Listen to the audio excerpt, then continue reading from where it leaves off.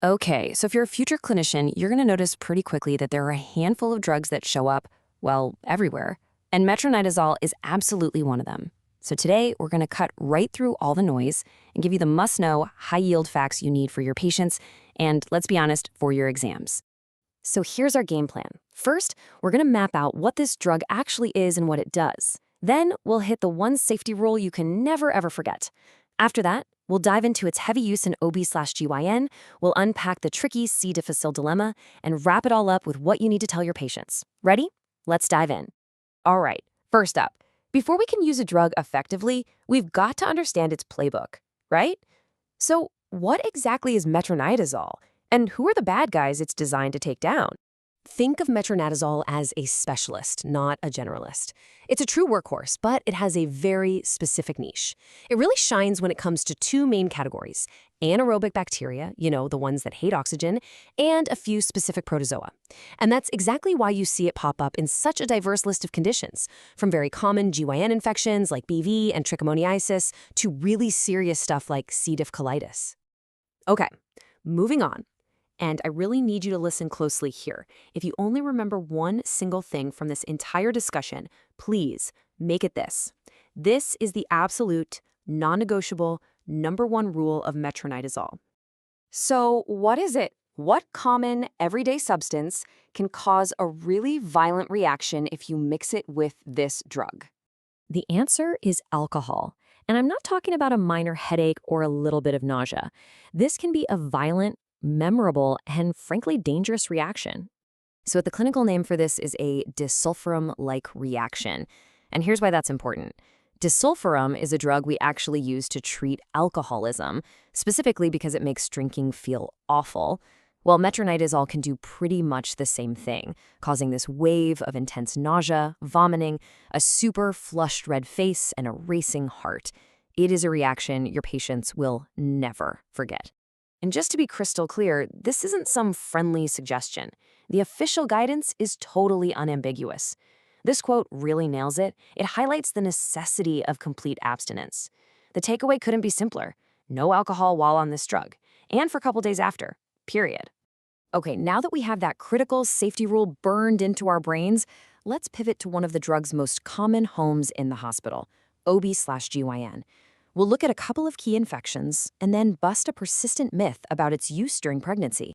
One of the most frequent reasons you'll be prescribing metronidazole is for bacterial vaginosis, or BV.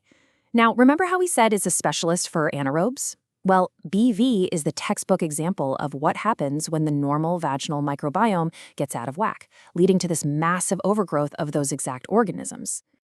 And here's what that actually looks like when you're making the diagnosis. Under a microscope, you see these things called clue cells.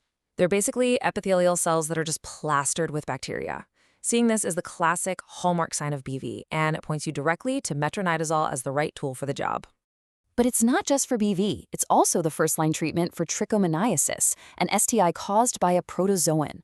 And for more serious infections like pelvic inflammatory disease, or PID, you'll see metronidazole used as a key player in a multi-drug cocktail specifically to get that all-important anaerobic coverage.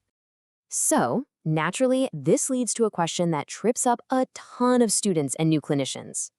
If we're using it so much in OB/GYN, what about when the patient is pregnant? Is it safe to use? And while it's a totally valid concern, the evidence is actually very clear and reassuring. For its main jobs, like treating BV and trichomoniasis, studies have shown it is not teratogenic. That means it doesn't cause birth defects. So the bottom line is it's considered safe for use throughout pregnancy. And that's a really crucial piece of information to have in your back pocket. All right, let's totally switch gears to a very different kind of patient. This is what I like to call the C. difficile dilemma. And understanding this is all about leveling up your thinking. It's about thinking like a pharmacologist, where it's not just about matching a bug to a drug.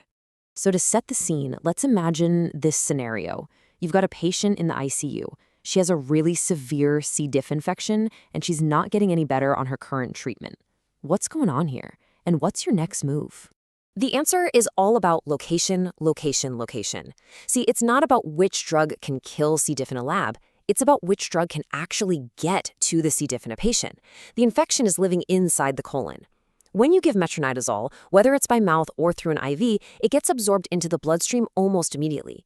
That means only really, really low levels of the drug ever make it into the colon where the fight is happening.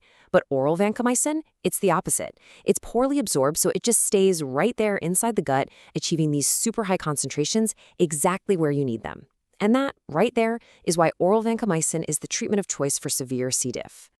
So we've covered the science, the pharmacology, the clinical reasoning, but you know what? None of that matters if you can't translate it for the person sitting right in front of you. So let's finish up with maybe the most important part. What does the patient absolutely have to know? Here are the big three. Number 1, and we have hammered this home, absolutely no alcohol, not a sip. Number 2, just like with any antibiotic, they have to finish the entire course, even if they start feeling better after a day or two. And number 3, and this is huge, for STIs like trichomoniasis, their sexual partners must be treated too. If they're not, the infection will just keep coming back. And that brings us right to our final takeaway, the clinical pearl. This is that board exam-style tidbit that really separates the novices from the experts, and it brings everything we've talked about full circle. So here it is. The C. diff dilemma is a classic pharmacology trap. It's designed to test whether you're thinking beyond that simple bug-drug matchup. It forces you to think about pharmacokinetics, the drug's journey through the body. The lesson is simple but profound. It's not enough for a drug to be effective in a petri dish. It has to actually reach a high enough concentration at the site of the infection to work in a real live human being. And that leaves us with one final question to chew on. This whole principle of matching the drug's distribution to the location of the infection, it's not unique to C. diff. So where else in medicine does this idea become critically important? That's the next thing for you to explore. Thanks for joining me.